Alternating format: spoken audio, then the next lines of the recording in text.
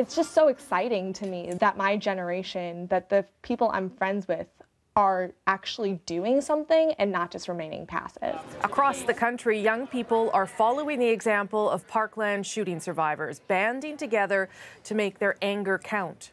Just seeing all of the recent headlines of violence in our schools, I'm like honestly fed up, and I'm really inspired. Most of them can't even vote or legally drink, but it's intoxicating for some to anticipate the power they will soon have.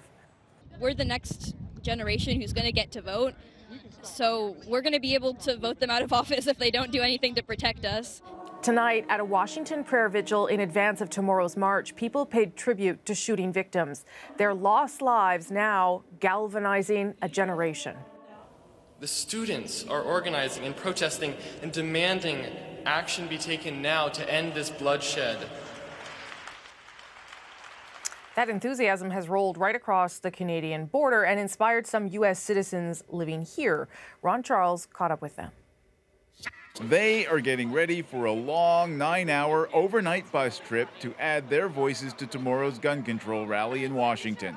Most are people with U.S. citizenship living in Canada, people like student Connor Allison.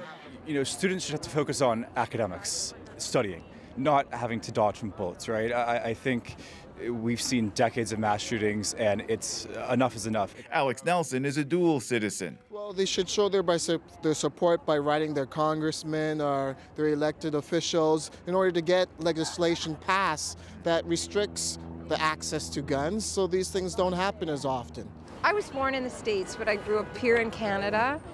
And I find the gun laws appalling in the U.S., and I just don't understand the gun culture at all. The bus was chartered by the group Democrats Abroad, an arm of the U.S. Democratic Party. The group's Toronto chair says there was strong demand in Canada to attend the Washington rally. It's very moving and nothing like anybody's seen since the 60s. Or, you know, no, children haven't stepped up before in such a way where politicians will listen. This mother and daughter are dual Canada-U.S. citizens and members of Democrats Abroad. Annie Perry will be joining the Washington March.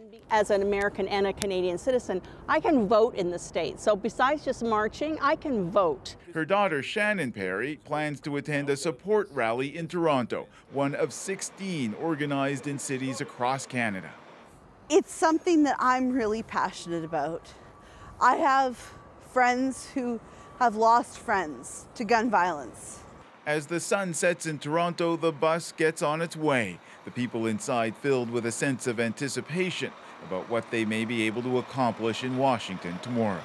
Ron Charles, CBC News, Toronto.